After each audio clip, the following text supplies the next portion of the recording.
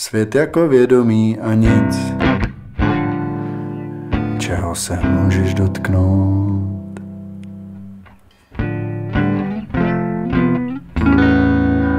Svět jako vědomí a nic, kolik vydržíš.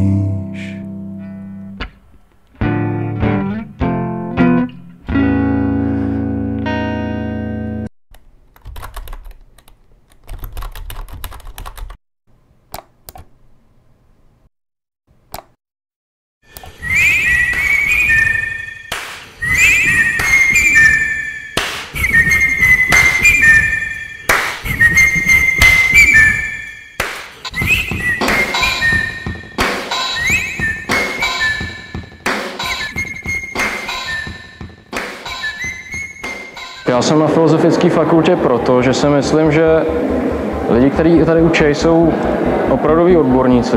Aspoň co se týče mého oboru, já studuji tady historii a tam to platí.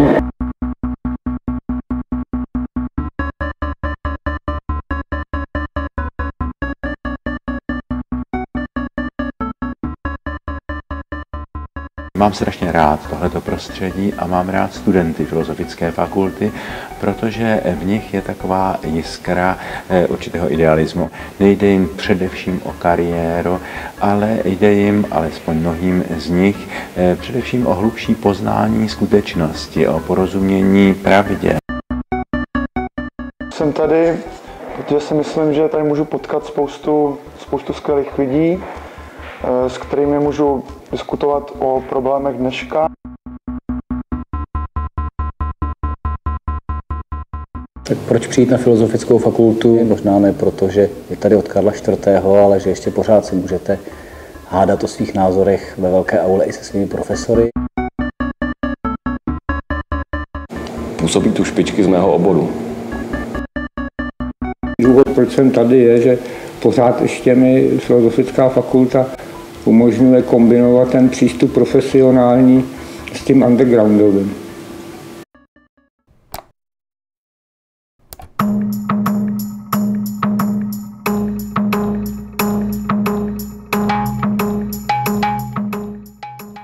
Pořád se babrám v jednom velice zajímavém fenoménu.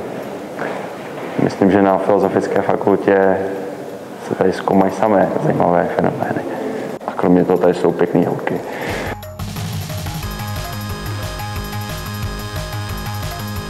Mě hodně baví kontakt se studentama, že mají takový neotřelý pohledy. Jediné, co je takový, jako že mě to mírně nebaví, je zkoušení.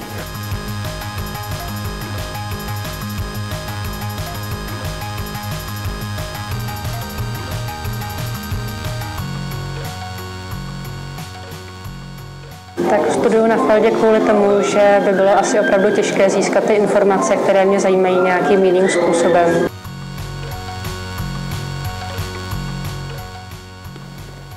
Jsem egyptolog a proto jsem na Filozofické fakultě Univerzity Karlovy.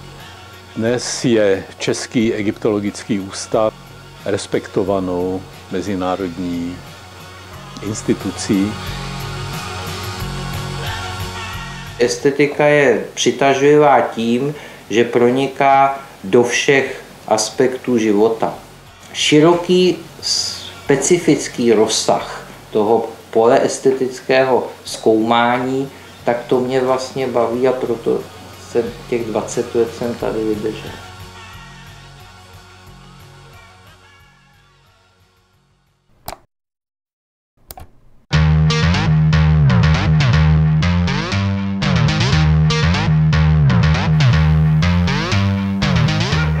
Logika se nikde jinde v bakalářském programu v celé republice studovat nedá.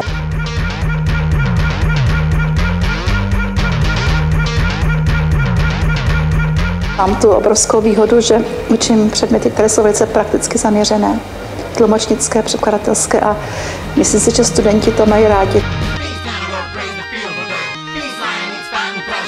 Já studuju na Univerzitě Karlově protože jsem si vždycky přála tady studovat. Studuju translatologii a jediná fakulta, kde se to dá studovat, je právě na Filozofické fakultě Univerzity Karlovy v Praze.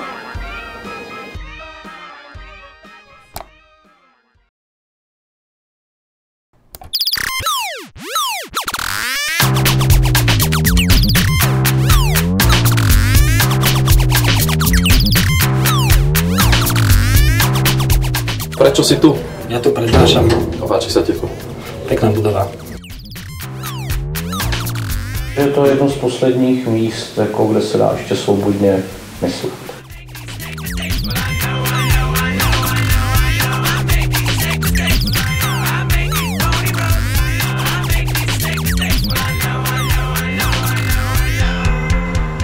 Díky tomu, že jsem na Fieldě, můžu snadno studovat i v zahraničí. Proč jsem na Fieldě? Mají ty dobrý pivo.